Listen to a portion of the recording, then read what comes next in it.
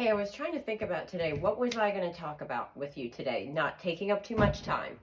So yesterday, my video was about the stacking the rib cage over the hip bone. And when I started thinking about all the things that I've had as issues in my life, I have bulging discs, L4, L5. I tore my ACL. I had it replaced. I tore my meniscus about 5 years ago, and I have not done anything for that other than take some anti-inflammatories that I'm now off of. And I'm able to do every exercise, and my neck is fused, of course. We've talked about that a million times. That's how I started this whole channel. But, and I also have a torn rotator cuff that probably I'm not going to deal with, but we'll see. But what I've learned with all the appointments with physical therapists, with orthopedic surgeons, specialists, surgeries, all those things, is that the most important thing is hunkering down in here. So like thinking about the bottom rib, hip bone, just locking it down. So this was a good way. The reason I'm sitting on a ball was, if you have a ball, is to kind of get the practice of hunkering down without hunching. So there's a big difference between hunkering down. Now this is hard. This is taking strength from my abdominals as opposed to hunching. So I think that's been a big thing too for me with my shoulder issue, is my ribs have to be straight. My spine has to be straight rather than rounded when I'm exercising. So that's kind of where I am right now, to try to explain the that. And I'm going to describe it, and I'm going to remind every single time I train and every single time we get together and do a little workout. I'm building us into workouts. I hope you've gone back and done the foam rolling. It's not perfect. Nothing is perfect, but I've been doing this for 20 years, and I've watched clients go through the phases of different issues with their body, and I've been through many issues. I've even had physical therapy for my hip. I tend to get really tight hips and pain, so I have good stretches for that. But you have to also continue to become strong. So we don't want to like limit ourselves too much. So that's why I kind of figure how to get around those things. But if you're going to have a little home gym, I do have some small recommendations of what to get for your house. I love a loop, and you want to have different sizes of loops, different strengths of loops. This is an NT loop. Nick Tuminello has bands out.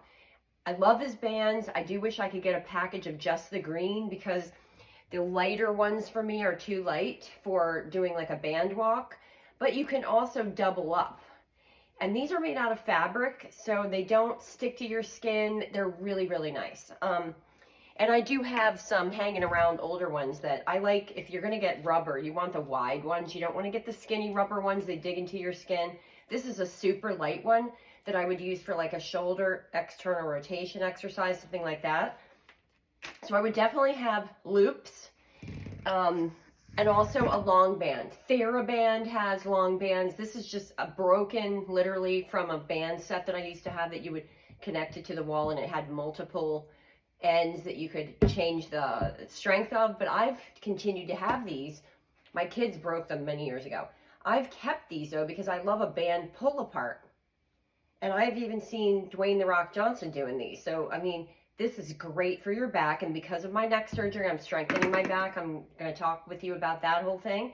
But even with pulling the band apart, I was helping someone yesterday, and I had to remind her to keep this down and keep her back ribs going towards the wall behind, because she's got an issue with her shoulder. So that's where I am. Like, I want to share with you all the little tricks of the trade so that you can get around your injuries. I can do great walking lunges. I was doing them before my surgery. I haven't picked up heavy weight. I've done 5 pounds. I was doing 15, 20, even 25-pound walking lunges with a torn meniscus, never bothering me because I hunkered down. But there would be on occasion that I would forget to do that, and then it would kind of tweak a little bit, and I'd have to ice it. I have a knee sleeve. They stopped making them as thick now, but it's on the knee sleeve website, and it keeps your knee cold for 20 minutes, and I love that. So I guess along the way, I'm going to share with you some of the things that I've used. Experience is everything, as you know, like knowledge is power and sharing is caring. I heard that quote the other day, and I thought, that's what I want to do, is share. because even though I feel like everyone knows everything, they don't. So I want to share with you what I've learned. And I still have some Bell's palsy on this side of my face, so I am a little self-conscious about it. But then it's like, again, I'm not going to come on here with full makeup and try to like show off, because I'm not even there anyway. But I want to show off to myself. I want to show you how you can be better and not have to really like sit there and go, oh, I'm hurt here, I'm hurt there. Yes, there are times when you need surgery, and there are times when you need to do nothing on a certain particular body part, but most of the time we can work around it. So that's what I have to share today, and I hope you have a wonderful one. Go back to the foam rolling, and tomorrow I'm going to post the stretching video.